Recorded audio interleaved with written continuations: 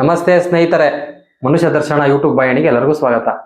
ಈ ದಿನದ ವಿಷಯ ಏನು, ನಮ್ಮ ಹೆಣ್ಮಕ್ಳ ಮೇಲೆ ಮೌಢ್ಯತೆ ಏರ್ಬಿಟ್ಟು ವಿಧವೆಯರು ಎಲ್ಲೂ ಶುಭ ಕಾರ್ಯಗಳು ಹೋಗ್ಬಾರ್ದು, ಅವರು ಏನು ಬೊಟ್ಟು ಇಡಬಾರ್ದು, ಹೂ ಮುಡಿಬಾರ್ದು ಅಂತೆಲ್ಲ ನಮ್ಮ ಇದರಲ್ಲಿ ಮೂಢನಂಬಿಕೆ ಇದೆ. ಅದ್ರ ಬಗ್ಗೆ ವಿಸ್ತಾರವಾಗಿ ತಿಳಿಸ್ತಾ ಹೋಗ್ತೀನಿ. ಅದು ಯಾರು ಸೃಷ್ಟಿ ಮಾಡಿದ್ದು, ಅದು ಎಲ್ಲಿಂದ ಬಂತು ಅಂತೇಳಿ ಇದನ್ನೆಲ್ಲ ನಾನು ಹೇಳ್ತಾ ಹೋಗ್ತೀನಿ. ಸ್ನೇಹಿತರೆ, ಪೂರ್ತಿ ವಿಡಿಯೋ ನೋಡಿ.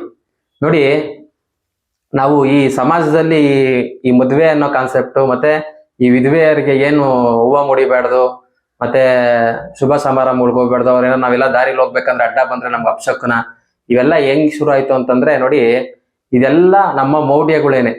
ಆಮೇಲಿಂದ ನೋಡಿ, ಈಗ ಈ ಮದುವೆ ಅಂತಂದ್ರೆ ಒಂದು ಮದುವೆ ಆಗಿದ್ರೆ ನಮ್ಗೇನು ಹೆಣ್ಮಗುಗೆ ಒಂದು ತಾಳಿ ಒಂದು ಎಕ್ಸ್ಟ್ರಾ ಬಂದಿರ್ತದೆ, ಒಂದು ಕಾಲುಂಗ್ರ ಒಂದು ಹಾಕ್ತಾರೆ, ಇದೆರಡು ಎಕ್ಸ್ಟ್ರಾ ಆಗುತ್ತೆ. ನಮ್ಮ ಹಿಂದೂ ಧರ್ಮದಲ್ಲಿ ಏನು ಹೆಣ್ಮಕ್ಳು ಹುಟ್ಟದಾಗಿಂದ ಕೊನೆವರೆಗೂ ಇಲ್ಲಿವರೆಗೂ ಅವ್ರು ಸಾಯೋವರೆಗೂ ಸಹ ಚಿಕ್ಕ ವಯಸ್ಸಲ್ಲಿ ಏನು ಬೊಟ್ಟಿಟ್ಟಿರ್ತಾರೆ, ವಾಲೆ ಇಟ್ಟಿರ್ತಾರೆ, ಮೂಗ್ನತ್ ಹಾಕಿರ್ತಾರೆ, ಕೈ ಬಳೆ, ಕಾಲ್ಗೆಜೆ ಇದೆಲ್ಲ ಧರಿಸಿರ್ತಾರೆ.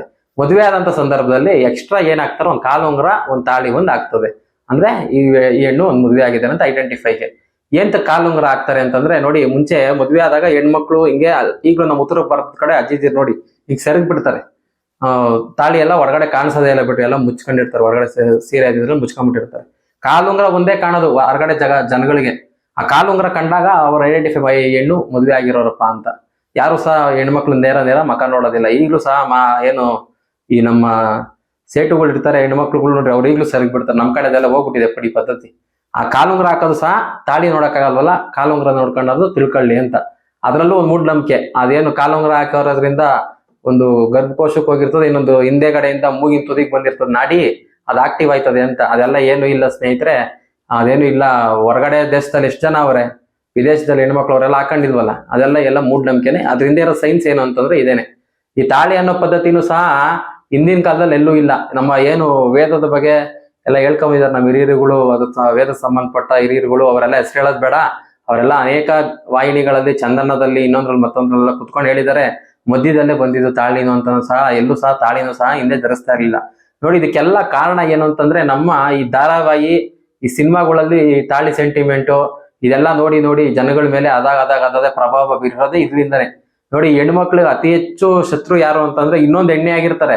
ಯಾವ ಗಂಡು ಸಹ ದ್ವೇಷ ಮಾಡೋದಿಲ್ಲ. ಅಥವಾ ಯಾವ್ದನ್ನ ದೇವಸ್ಥಾನದಲ್ಲಿ ಹೇಳಿರ್ತಾರ, ವಿಧವೆಯರು ಯಾರು ಇಲ್ಲಿ ಪ್ರವೇಶ ಇಲ್ಲ, ಇಲ್ಲಿ ಯಾರು ಬರಂಗಿಲ್ಲ ಅಂತ, ಎಲ್ಲೂ ಇಲ್ಲ. ಎಲ್ಲ ಇವರೇನೆ ಸೃಷ್ಟಿ ಮಾಡೋದು. ಅಕ್ಕಪಕ್ಕ ಇರ್ತಾರಲ್ಲ ಹೆಣ್ಮಕ್ಳು, ಮನೆ ಅಕ್ಕಪಕ್ಕ, ಅವ್ರಿಗೆ ಈ ಧಾರಾವಾಹಿಗಳು ನೋಡಿ ಅಥವಾ ಈ ಸೀರಿಯಲ್ಗಳು, ಈ ಸಿನಿಮಾಗಳು ನೋಡಿ ಅಲ್ಲಿ ಏನೋ ಡೈಲಾಗ್ ಕೊಡ್ತಿರತ್ತಂದು ನಾವ್ ಇದೆಲ್ಲ ಮಾಡ್ಬೇಕು ಅಂತ ಮಾಡ್ಕೊಂಡ್ ಬಂದಿರ್ತಾರೆ. ಈ ಹೆಣ್ಮಕ್ಳು ಅತಿ ಹೆಚ್ಚು ಶತ್ರು ಯಾರು ಅಂದ್ರೆ ಈ ಹೆಣ್ಮಕ್ಳೇ ಆಗಿರ್ತಾರೆ. ನೋಡಿ, ಭಗವಂತ ಸೃಷ್ಟಿನಲ್ಲಿ ಎಲ್ಲ ಅವ್ರ ಮಕ್ಕಳೇನೆ. ನಾವು ಭಗವಂತ ಎಂದಾನ ದ್ವೇಷ ಮಾಡಿದಾನೆ ಹೆಣ್ಮಕ್ಳನ್ನ ಅಥವಾ ಏನಾರ ಇದ್ ಮಾಡಿದಾರ? ಎಲ್ಲೂ ಇಲ್ಲ. ನೋಡಿ, ಶಿವ ಪಾರ್ವತಿ ನೋಡಿ ಅರ್ಧ ಭಾಗವಾಗಿ ತೋರಿಸಿದಂತಾನೆ. ಆಮೇಲೆ ರಾಧಾಕೃಷ್ಣ ನೋಡಿ, ವೆಂಕಟೇಶ್ವರ ಮತ್ತೆ ಪದ್ಮಾವತಿ ನೋಡಿ, ಎಲ್ಲ ನೋಡಿ, ಮುರುಘಾ ನೋಡಿ, ಎಲ್ಲರೂ ದಂಪತಿ ಸಮೇತನೇ ಇರ್ತಾರೆ. ಎಲ್ಲ ಅವ್ರನ್ನ ಒಳ್ಳೆ ಪೂಜನೀಯ ಸ್ಥಾನದಲ್ಲಿ ಇಟ್ಟು ನೋಡ್ತಾ ಇರ್ತಾನೆ. ಇದೆಲ್ಲ ಮೌಢ್ಯಗಳು ಅಷ್ಟೇನೆ. ಇದಕ್ಕೆಲ್ಲ ನೀವು ಯಾರು ಕಿವಿ ಕೊಡಬೇಡಿ, ಇದಕ್ಕೆಲ್ಲ ನೀವು ಮೌಢ್ಯತೆಗೆ ಮರಳಾಗ್ಬೇಡಿ. ನೋಡಿ, ಹಿಂದಿನ ಕಾಲದಲ್ಲಿ ಗಂಡ ಸತ್ರೆ ಹೆಂಡತಿನ ತಗೊಂಡೋಗಿ ಬೆಂಕಿಗೂ ಹಾಕ್ಬಿಡೋರು. ಆಮೇಲಿಂದ ಇನ್ನೊಂದು ಹಂತದಲ್ಲಿ ಬಂತ ತಪ್ಪು ಅಂತೇಳಿ ನಿನ್ಸಿ ಹೆಣ್ಮಕ್ಳಿಗೆ ತಲೆ ಬೋಡ್ಸಿ, ಬಿಳಿ ಬಟ್ಟೆ ಉಡ್ಸಿ, ವಿಭೂತಿ ಹೊಡೆದ್ಬಿಟ್ಟು ಮನೆಯಿಂದ ಬಾಗಿಲಿಂದ ಎಲ್ಲಾನ ಕುಣಿಸ್ಬಿಡೋರು ಒಂದ್ ಮೂಲೆಯಲ್ಲಿ. ಏನು, ಈ ಹೆಣ್ಣು ದೇವ್ರ ಸಮಾನ, ಇನ್ಮೇಲೆ ಇವ್ರ ಮೇಲೆ ಯಾರು ಕೆಟ್ಕಂಡ್ ಬೀಳ್ಬಾರ್ದು ಅಂತೇಳಿ ಅವ್ರನ್ನ ವಿರೂಪಗೊಳಿಸಿ, ಅಂದ್ರೆ ನೀವು ಚೆನ್ನಾಗಿ ಕಾಣ್ಬಾರ್ದು ಅಂತೇಳಿ ಮೂಗ್ನತ್ತು ಕಿವಿವಾದ ಎಲ್ಲ ತೆಗೆದ್ಬಿಟ್ಟು ಬಿಳಿ ಬಟ್ಟೆ ಹಾಕಿ ಕುಣಿಸ್ಬಿಡೋರು. ಅಂದ್ರೆ ವಿರೂಪಗೊಳಿಸಿ ಅವ್ರು ನೋಡೋದಕ್ಕೆ ಲಕ್ಷಣವಾಗಿ ಕಾಣ್ಬಾರ್ದು ಅಂತ. ಅದಕ್ಕೋಸ್ಕರ ಇವನ್ನೆಲ್ಲ ಮಾಡ್ಕೊಂಬಂದ್ರು. ಕೊನೆಗೆ ಹಂತದಲ್ಲಿ ಇವಾಗಾನು ಪರವಾಗಿಲ್ಲ, ಹೆಣ್ಮಕ್ಳುಗಳು ತುಂಬಾ ಈ ವಿದ್ಯಾವಂತರಾಗಿ ಎಲ್ಲ ನಾಗರಿಕತೆ ಎಡೆ ಬಂದು ಎಲ್ಲ ಚೆನ್ನಾಗಿ, ಇದೆಲ್ಲ ಸ್ವಲ್ಪ ಕಮ್ಮಿ ಇದೆ. ಇನ್ನು ಹಳ್ಳಿ ಕಡೆ ಅನೇಕ ಈ ಮೂಢನಂಬಿಕೆಗಳು ಇರೋದ್ರಿಂದ ನಿಮ್ಗೆ ತಿಳ್ಸ್ಕೊಡಕ್ಕೆ ಇಷ್ಟಪಟ್ಟೆ ಸ್ನೇಹಿತರೆ. ನೋಡಿ, ಇನ್ನೊಂದು ಹೇಳ್ತೀನಿ, ಈ ಗಂಡು ಏನು ಈ ಸಮಾಜ ಇದೆ ಎಲ್ಲವೂ ನೋಡಿ, ಎಲ್ಲರೂ ದುರ್ಬಲರ ಮೇಲೇನೆ ಏರಿಕೆ ಮಾಡ್ಕೊಂಡು ಬಂದಿರೋ ಶಾಸ್ತ್ರಗಳು ಎಲ್ಲ ಮಾಡ್ತಾ. ನೋಡಿ, ಯಾರನ್ನ ಗಂಡಸರಿಗೆ ಅವ್ನ್ ಮದ್ವೆ ಆಗೋನ ಅಂತ ಏನಾರ ಗೊತ್ತಾಯ್ತದ? ಅಥವಾ ಅವ್ರ ಎಂತಿ ಸತ್ತೋಗೋರೆ ಅಂತ ಏನಾರ ಆಗಿದ್ರೆ ಅವ್ನಿಗೆ ಏನಾದ್ರು ಗೊತ್ತಾಯ್ತದ? ಅವ್ನಿಗೇನು ಇಲ್ಲ. ಎಲ್ಲ ನಿಮ್ಮ ಹೆಣ್ಮಕ್ಳಿಗೇನೆ ಇವೆಲ್ಲ ದೂಷಿಸಿರೋದು. ಏನ್ ಈ ಪುರುಷ ಸಮಾಜ ಇದೆ, ಮೇಲಿನ ಸಮಾಜ, ನಿಮ್ ಮೇಲೆ ಹೆಣ್ಮಕ್ಳ ಮೇಲೆ ದಬ್ಬಾಳಿಕೆ ಮಾಡೋದು, ನಿಮ್ಮನ್ನ ಅದ್ದಬಸ್ತಲ್ಲಿ ಇಡೋದು, ನಿಮ್ನ ದೂಷಿಸೋದೇ ಇವ್ರ ಕೆಲಸ ಮಾಡ್ಕೊಂಡ್ ಬಂದಿದ್ದಾರೆ ಹಿಂದಿನ ಕಾಲದಿಂದನು. ಇದಕ್ಕೆಲ್ಲ ನೀವು ಕಿವಿ ಕೊಡಬೇಡಿ.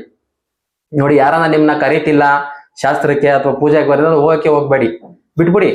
ನೀವು ಹೋದ್ರೆ ತಾನೆ, ನಿಮ್ಮನ್ನ ನೋಡಿ, ನಿಮ್ ವ್ಯಕ್ತಿತ್ವ ನೋಡಿ ಕರೆದ್ರೆ ಹೋಗಿ, ಅರ್ಥನೇ ಮುಖ್ಯ. ನೀವು ಬೊಟ್ಟಿಕ್ಕಿದಿರೋ, ನೀವು ಗಂಡಾಗಿ ಸತ್ತಿದಾರೆ, ಇನ್ನೊಂದು ಹೆಂಗೋ ಸತ್ತಿರ್ತಾರ ಪಾಪ, ಆಕ್ಸಿಡೆಂಟ್ ಆಗಿ ಸತ್ತಿರ್ತಾರೆ, ಕಾಯಿಲೆ ಬಂದು ಸತ್ತಿರ್ತಾರೆ, ಏನೋ ಕಾಯಿಲೆ ಗಿಲೆ ಯಾವ್ದನ್ನ ದುಶ್ಚಟಗಳು ದಾಸರಾಗಿ ಸತ್ತಿರ್ತಾರೆ, ಹೆಂಗೋ ಸತ್ತಿರ್ತಾರ ಪಾಪ. ಅದನ್ನ ನಿಮ್ಮ ಮೇಲೆ ಏರಿಕೆ ಮಾಡೋದು, ನಿಮ್ನ ದೂಷಿಸೋದು ನಿಮ್ಗೆ ಮನಸ್ಸಿಗೆ ನೋವಲ್ವಾ? ಇನ್ನೊಬ್ರಿಗೆ ಮನಸ್ಸು ನೋಯಿಸಿ ಇನ್ನೊಬ್ರಿಗೆ ದುಃಖ ಕೊಟ್ಟು ಯಾವ್ದಾನ ಒಂದು ಶಾಸ್ತ್ರ ಮಾಡೋದು, ಆ ಶಾಸ್ತ್ರ ಒಳ್ಳೇದಾಗುತ್ತಾ ನೀವ್ ಹೇಳಿ? ಆ ಶಾಸ್ತ್ರಗಳೆಲ್ಲ ಮಾಡೋದು ಎಲ್ಲರಲ್ಲೂ ಸಂತೋಷ ಹುಟ್ಟೋದಕ್ಕೆ, ಎಲ್ಲರಲ್ಲೂ ನೆಮ್ಮದಿ ಹುಟ್ಟೋದಕ್ಕೆ ಶಾಸ್ತ್ರ ಆಚಾರ ವಿಚಾರಗಳನ್ನ ಇಕ್ಕಿಡೋದು. ಎಲ್ಲರೂ ಸೇರಿದಾಗ ಅಲ್ಲೊಂದು ಆನಂದ ಉತ್ಪತ್ತಿ ಆಗುತ್ತೆ, ಎಲ್ಲ ಮಾತುಕತೆ ಎಲ್ಲ ಸೇರಿದಾಗ ಸಂತೋಷ ಆಗೋದ್ರಿಂದ. ಅದ್ರಲ್ಲಿ ನೀವು ಹೋದಾಗ ನಿಮ್ಗೆ ಯಾರನ್ನ ದುಃಖ ಕೊಟ್ಟು ಮಾತಾಡಿದ್ರೆ ತಪ್ಪಲ್ವಾ ಅದು? ನೀವ್ ಆ ತರದವ್ರು ಇದ್ರೆ ನೀವು ಹೋಗಕ್ಕೆ ಹೋಗ್ಬೇಡಿ. ಎಲ್ಲಾ ತಾಯಂದ್ರು ನೀವೇನ್ ಹುಟ್ದಾಗಿಂದ ಇಲ್ಲಿವರೆಗೂ ನೀವ್ ಹಾಕೊಂಡಿದ್ದೀರಾ ಕುಂಕುಮ, ಹೂವ, ಬಟ್ಟು, ಕಾಲ್ಗೆಜ್ಜೆ, ಬೈಕ್ ಬಳೆ ಎಲ್ಲಾ ಹಾಕಳಿ. ಎಲ್ಲಾ ನೀವ್ ಹೊರಗಡೆ ಕೆಲ್ಸಕ್ಕೆ ಹೋಯ್ತಾ ನಮ್ಗೆ ಸೇಫ್ಟಿ ಬೇಕು, ಏನು ಈ ಕೆಟ್ಟ ಸಮಾಜದ ಗಂಡಸರಿಂದ ನಾವು ಕಾಪಾಡ್ಕೊಬೇಕು ಅಂದ್ರೆ ನೀವು ತಾಳಿನೂ ಹಾಕೊಳ್ಳಿ, ಕಾಲುಂಗ್ರನೂ ಹಾಕೊಂಡೋಗಿ ನಿಮ್ ಗಂಡ ಸತ್ತಿದ್ರೆ ಏನ್ ತಪ್ಪೇನಿಲ್ಲ. ನೋಡಿ, ಚಿಕ್ಕ ವಯಸ್ಸಲ್ಲಿ ಏನಾರ ನಿಮ್ಮ ಗಂಡ ತೀರೋಗಿದ್ದಾರೆ ಅಂತ ಅನ್ಕೊಳ್ಳಿ, ಮನೇಲಿ ಹಿರಿಯರುಗಳು ಯಾರು ನೋಡಿ, ಈಗ ಒಂಟಿ ಹೆಣ್ಣಿ ಸಮಾಜದಲ್ಲಿ ಬದುಕೋದು ಕಷ್ಟ. ತಂದೆ ತಾಯಿ ಎಷ್ಟು ದಿನ ಇರ್ತಾರೆ ನಿಮ್ ಜೊತೆ, ಅಥವಾ ಅಣ್ಣ ತಮ್ಮಂದ್ರು ಎಷ್ಟು ದಿನ ನೋಡ್ಕೊಂತಾರೆ. ನೀವು ಸ್ವಲ್ಪ ಆರ್ಥಿಕವಾಗಿ ಪ್ರಬಲರಾಗಿ ಸ್ವಲ್ಪ ದುಡ್ಡು ಕಾಸು ಮಾಡ್ಕೊಂಡು ಕೆಲಸ ಮಾಡ್ಕೊಂಡು ಮನೇಲಿ ಇರಕ್ ಹೋಗ್ಬೇಡಿ ಒಂಟಿಯಾಗಿ.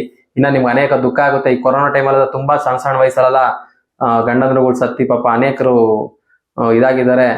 ಆಮೇಲೆ ಸಣ್ಣ ಮಕ್ಕಳೆಲ್ಲ ಇರ್ತವೆ, ತುಂಬಾ ಕಷ್ಟ ಆಗುತ್ತೆ.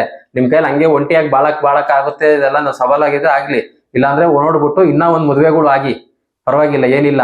ಅದಕ್ ಸಂಬಂಧಪಟ್ಟಂಗೆ ಏನು ಅಲ್ಲಿ ಇಲ್ಲಿ ಮಾತಾಡಿ ಹೇಳಿ, ನಿಮ್ಮ ಏನ್ ಮಕ್ಳಿದ್ರೆ ಅದಕ್ಕೆ ಒಪ್ಕೊಂಡು ನಿಮ್ನು ಒಪ್ಕೊಂಡು ಮದ್ವೆ ಆಗೋಂತ ಒಳ್ಳೊಳ್ಳೆ ಹುಡುಗರುಗಳು ಇದಾರೆ, ಅವ್ರನ್ನೆಲ್ಲ ನೋಡಿ ಮಾಡಿ ಎಲ್ಲ ತಿಳ್ಕೊಂಡು ಹಿಂದೆ ಮುಂದೆ ನೋಡಿ ಮದ್ವೆ ಮಾಡ್ಕೊಳ್ಳಿ. ಹಂಗೆ ಇರೋಕ್ ಹೋಗ್ಬೇಡಿ. ಏನ್ಕೆಂದ್ರೆ ಒಂಟಿಯಾಗಿ ಬದುಕೋದಕ್ಕೆ ತುಂಬಾ ಕಷ್ಟ. ಏನು ಹೊಟ್ಟೆ ಹಸುವಾಗಿ ಇನ್ನೊಂದಾಗ್ಬೋದು, ಏನು ನಾವು ದೇಹದ ಹಸಿವು ಇರುತ್ತಲ್ಲ ಅದನ್ನೆಲ್ಲ ನಿಗ್ಸಕ್ಬೇಕಲ್ಲ, ಅದಕ್ಕೆಲ್ಲ ಬೇಕು ಅಂತಂದ್ರೆ ಅದಕ್ಕೋಸ್ಕರ ಈ ಕುಟುಂಬ ಸಂಬಂಧಗಳು ಇವೆಲ್ಲ ಇರೋದಷ್ಟೇನೆ. ಇದರಿಂದ ನೋಡಿ ಎಲ್ಲ ಮೋಡಿಯನ್ನೇನೆ, ಎಲ್ಲ ಮನುಷ್ಯ ಸೃಷ್ಟಿ ಮಾಡಿರೋದು. ಭಗವಂತ ಸೃಷ್ಟಿನಲ್ಲಿ ಎಲ್ಲರೂ ಅವನ ಮಕ್ಕಳೇ, ಅವನ್ನೆಲ್ಲಾರು ಪ್ರೀತಿಸ್ತಾರೆ, ಅವನ್ನೆಲ್ಲಾರು ಗೌರವಿಸ್ತಾರೆ. ನೀವ್ ಯಾರಿಗಾನ ಜವಾಬ್ ಕೊಡ್ಬೇಕು, ಈ ಭೂಮಿ ಮೇಲೆ ಯಾರಿಗಾನ ಉತ್ತರ ಕೊಡ್ಬೇಕು ಅಂದ್ರೆ ನಿಮ್ ಮನಸ್ಸಾಕ್ಷಿಗೆ ಉತ್ತರ ಕೊಟ್ಕೊಳ್ಳಿ. ಭಗವಂತನ ಸಾಕ್ಷಿ ಇರ್ತದೆ, ಭಗವಂತಂಗೆ ಉತ್ತರ ಕೊಡಿ. ಈ ಮನುಷ್ಯರು ಮಾತಾಡೋ ಮಾತು ಕಿವಿ ಕೊಡ್ಬೇಡಿ. ಈ ಮೌಢ್ಯತೆಗಳಿಂದ ಹೊರಬನ್ನಿ. ಎಲ್ಲರೂ ಆರೋಗ್ಯಕರವಾದ ಸಮಾಜ ಸೃಷ್ಟಿ ಮಾಡೋಣ, ಆರೋಗ್ಯಕರವಾದ ನೆಮ್ಮದಿಯ ಕುಟುಂಬ ಏನು ಕಾಪಾಡ್ಕೊಳ್ಳೋಣ. ತಂದೆ ತಾಯಿಗೆ ಪ್ರೀತಿ ಕೊಡ್ತಾ ಎಲ್ಲ ಸಮಾಜದವ್ರು ಎಲ್ಲರೂ ಒಂದಾಗಿ ಬದುಕೋಣ ಅಂತ ಹೇಳಕ್ ಇಷ್ಟಪಡ್ತೀನಿ. ಎಲ್ಲರಿಗೂ ಒಂದೇದಾಗ್ಲಿ. ಯಾವ್ದಾನ ತಾಯಿ ಅಂದ್ರೆ ನನ್ನ ಮಾತಿಂದ ಏನಾರ ಬೇಜಾರಾಗಿದ್ರೆ ದಯವಿಟ್ಟು ಕ್ಷಮೆ ಇರಲಿ. ಎಲ್ಲಾ ತಾಯಂದ್ರಿಗೂ ಒಳ್ಳೇದಾಗ್ಲಿ ಅನ್ನೋದಷ್ಟೇ ನಮ್ಮ ಉದ್ದೇಶ. ಮೂಢನಂಬಿಕೆಯಿಂದ ಹೊರಬರ್ಬೇಕು. ಇನ್ನಾದ್ರೂ ನೀವು ಪ್ರಬಲರಾಗಿ ಈ ಸಮಾಜದಲ್ಲಿ ಏನು ಚೆನ್ನಾಗಿ ಬದುಕಬೇಕು ಅನ್ನೋದೊಂದೇ. ನೀವು ನೋಡಿ, ಸ್ವಲ್ಪ ದೇಹಕ್ಕೆ ವ್ಯಾಯಾಮ, ಸ್ವಲ್ಪ ಮನಸ್ಸಿಗೆ ಶಾಂತಿ ನೆಮ್ಮದಿ ತಗೊಳ್ಳಿ. ಸ್ವಲ್ಪ ಆರ್ಥಿಕವಾಗಿ ಪ್ರಬಲ ಕೆಲಸ ಕಾರ್ಯಗಳು ಮಾಡಿದ್ರೆ ಆರ್ಥಿಕವಾಗಿ ಸ್ವಲ್ಪ ಸ್ಟ್ರಾಂಗ್ ಆಗಿ ಇವೆಲ್ಲ ಚೆನ್ನಾಗಿ ದುಡ್ಡು ಕಾಸು ಇತ್ತಂದ್ರೆ ಎಲ್ಲ ಈ ಸಮಾಜ ಎಲ್ಲ ಮಾತಾಡೋದ್ರಲ್ಲಿ ನಿಮ್ಗೆ ತೊಂದರೆ ಆಗಲ್ಲ. ಹೆಣ್ಮಕ್ಳು ಎಲ್ಲಿ ಸೋಲ್ತಾರೆ ಅಂತಂದ್ರೆ ದುಡ್ಡು ಕಾಸು ಇರಲ್ಲ ನಿಮ್ಮ ಹತ್ರ, ಮನೇಲೆ ಕೂತಿ ಇನ್ನೊಬ್ರು ತಾವ್ ಕೈಗೆ ಚಾಚೋದ್ರಲ್ಲೇ ಮುಂದಾಗಿರ್ತೀರ. ಅದಕ್ಕೆ ನಿಮ್ಗೆ ಇವೆಲ್ಲ ಚುಚ್ಚು ಮಾತಾಡೋದು. ಸ್ವಲ್ಪ ಕೆಲಸ ಕಾರ್ಯಗಳಿಗೆ ಹೋಗಿ ಮನೇಲೆ ಇದ್ಕೊಂಡು ಈಗೆಲ್ಲ ಆಗೋಗಿದೆ ಅಂತ ಇರಕ್ ಹೋಗ್ಬೇಡಿ. ನಿಮ್ಗೆ ಶಕ್ತಿ ಅನುಸಾರ ನಿಮ್ ಹತ್ತಿರದ ಕೆಲಸ ಕಾರ್ಯಗಳು ಮಾಡಿ ಸ್ವಲ್ಪ ಆರ್ಥಿಕವಾಗಿ ಪ್ರಬಲರಾಗ್ರಿ. ಅವಾಗ ಯಾವ್ದು ಇವೆಲ್ಲ ತಲೆ ಕಿವಿಗೊಡಲ್ಲ. ಅನೇಕ ಹೊಸ ವಿಚಾರಗಳನ್ನ ಕಲೀರಿ, ಹೊಸದೆಲ್ಲ ತಿಳ್ಕೊಂತ ಹೋಗಿ. ಸುಮ್ನೆ ನಿಂತು ನೀರ್ ಹಾಕ್ಬಿಡ್ಬೇಡಿ ಅಂತ ಹೇಳಕ್ ಇಷ್ಟಪಡ್ತೀನಿ. ಎಲ್ಲರಿಗೂ ಒಳ್ಳೇದಾಗ್ಲಿ. ಆತ್ಮ ನಮಸ್ಕಾರ. ಎಲ್ಲಾ ತಾಯಿ ಅಂದ್ರು ಒಳ್ಳೇದಾಗ್ಲಿ. ನಮಸ್ತೆ.